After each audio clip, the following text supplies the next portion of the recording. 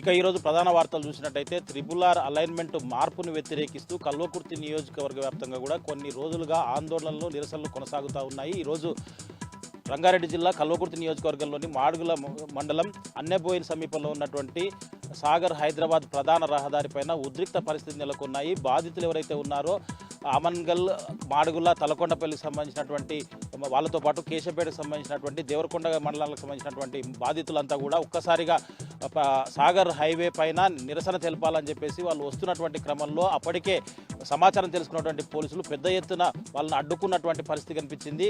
వాళ్లకు మద్దతుగా కల్వకుర్తి మాజీ ఎమ్మెల్యే జైపాల్ యాదవ్తో పాటు పలువురు బీఆర్ఎస్ నేతలు కూడా మద్దతు పలికినటువంటి పరిస్థితి కనిపించింది. అయితే వాళ్ళు రోడ్డుపైకి రాకుండా, ఆందోళనలు చేయకుండా ఎక్కడికక్కడ ఈడ్చిపడేసి వాళ్ళు తెచ్చినటువంటి పోలీసు వాహనాల్లో ఎక్కించి యాచారం పోలీస్ స్టేషన్కు తరలించినటువంటి పరిస్థితి కనిపించింది.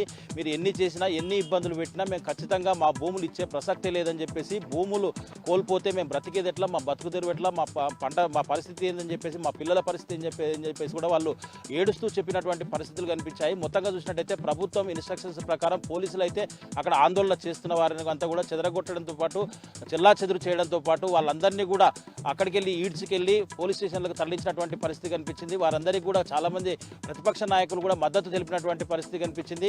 కవరేజ్ చేస్తున్నటువంటి ఎవరైతే మీడియా వాళ్ళు ఉన్నారో వాళ్ళపైన కూడా పోలీసులు కొంత లైవ్లో ఉన్నామని చెప్పినప్పటికీ కూడా కొంత దురుసుగా ప్రవర్తించి రోడ్డు సైడ్లో చేస్తున్నటువంటి కార్యక్రమాన్ని కూడా డిస్టర్బ్ చేసినటువంటి పరిస్థితి అయితే కనిపించింది.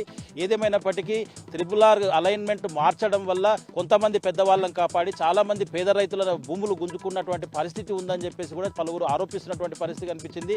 గతంలో కొంతమంది మాత్రమే పేద రైతులు నష్టపోయేవారని టీఆర్ఎస్ గవర్నమెంట్లో ఇచ్చినటువంటి అలైన్మెంట్, ఇప్పుడు కాంగ్రెస్ ప్రభుత్వం ఇచ్చినటువంటి అలైన్మెంట్కు కేవలం పేదవాళ్ళు ఎంతోమంది నష్టపోతున్నామని చెప్పేసి, పెద్దవాళ్ళను కాపాడడానికే ఇదంతా కూడా చేస్తున్నారని చెప్పేసి, ఎవరు ఎన్ని కుట్రలు చేసినా భూమి మాత్రం ఇచ్చే ప్రసక్తే లేదు, ప్రాణాలైనా ఇస్తామని చెప్పేసి కూడా వాళ్ళు బాధితులు ఎవరైతే ఉన్నారో వాళ్ళు తేల్చి చెప్తున్నటువంటి పరిస్థితి అయితే కనిపించింది.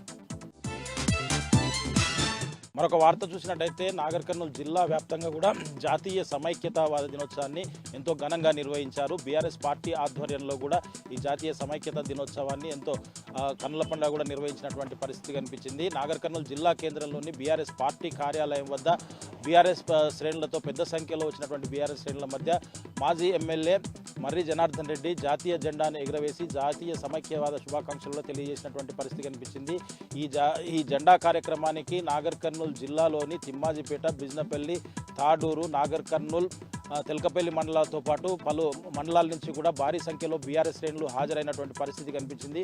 మొత్తంగా చూసినట్టయితే జాతీయ సమైక్యవాద దినోత్సవం కూడా చాలామంది వచ్చి దాంట్లో పాల్గొనడం ఎంతో సంతోషంగా ఉందని చెప్పేసి కూడా మాజీ ఎమ్మెల్యే మర్రి జనార్దన్ రెడ్డి తెలిపినటువంటి పరిస్థితి కనిపించింది.